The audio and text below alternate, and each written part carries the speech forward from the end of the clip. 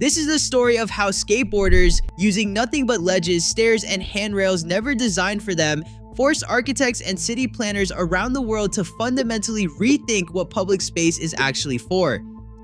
Skateboarders have always had a peculiar relationship with urban architecture, where an architect sees a marble ledge as decorative seating or a set of stairs as pure circulation infrastructure. A skater sees potential terrain, obstacles that can be redefined entirely through use rather than intended design. This practice, often called reading the city, involves seeing plazas, handrails, and stair sets not for what they were built to do, but for what they could become in the hands of someone on a board. This wasn't vandalism or disregard for design, it was, in its own way, a genuine reinterpretation of public space. Skaters transform municipal plazas built for pedestrian flow and civic gathering into informal athletic terrain, treating the city itself as a kind of found architecture, freely available and endlessly reinterpretable. Certain urban plazas built with no skateboarding intention whatsoever became legendary within skate culture precisely because their architecture happened to offer exactly the right combination of ledges, gaps, banks, and smooth ground that skaters were looking for.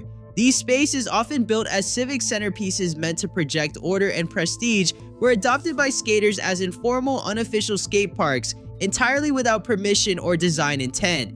This created a strange dynamic where some of skateboarding's most iconic locations were plazas designed by architects who had never considered skateboarding at all, spaces whose civic, orderly intentions were completely repurposed by a subculture using the architecture in ways its designers never imagined.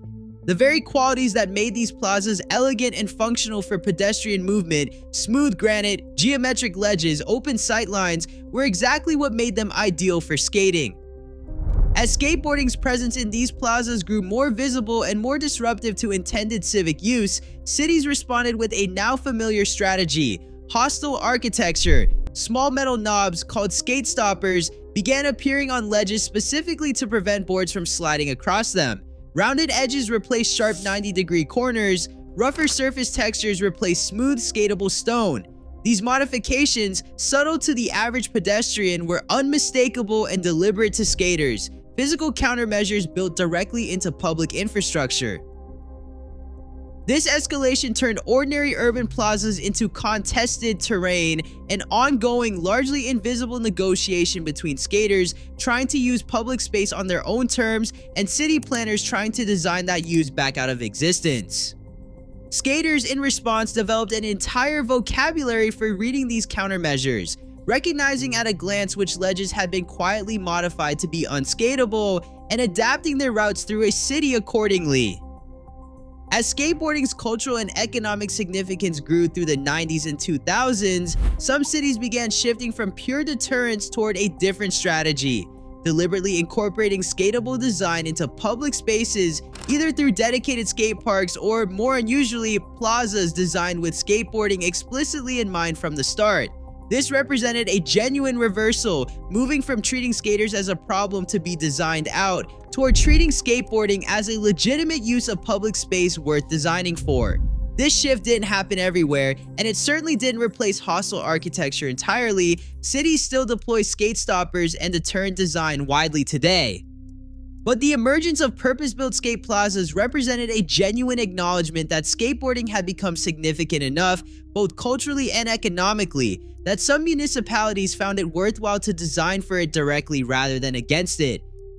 What makes skateboarding's influence on urban design genuinely significant isn't just the specific ledges and rails skaters use, it's the broader idea that public space usage isn't fixed by design intent. Skaters demonstrated repeatedly and creatively that architecture could be reinterpreted by the people actually using it, regardless of what planners originally had in mind. This idea that urban space is defined by use rather than solely by design has echoes in broader movements around tactical urbanism and adaptive public space design that extend well beyond skateboarding itself. Architects and city planners studying pedestrian behavior and public space usage have, in various contexts, acknowledged skateboarding's unconventional use of architecture as a genuine case study in how unplanned grassroots activity can reshape the function of formally designed spaces. Skaters weren't consulted when these plazas were built, yet their persistent creative reinterpretation of that architecture left a measurable mark on how some cities think about public design. Skateboarding's relationship with city architecture was never about destruction or disregard. It was about seeing possibility where planners saw only intended function. Skaters turned civic plazas into informal athletic terrain, forced cities to develop entirely new categories of deterrent design, and eventually pushed some municipalities toward genuinely incorporating skatable design into public space planning. That entire evolution from unintended use to conflict to grudging and sometimes genuine recognition represents one of the more unusual ways a youth subculture has left a lasting, physical mark on how cities actually get built.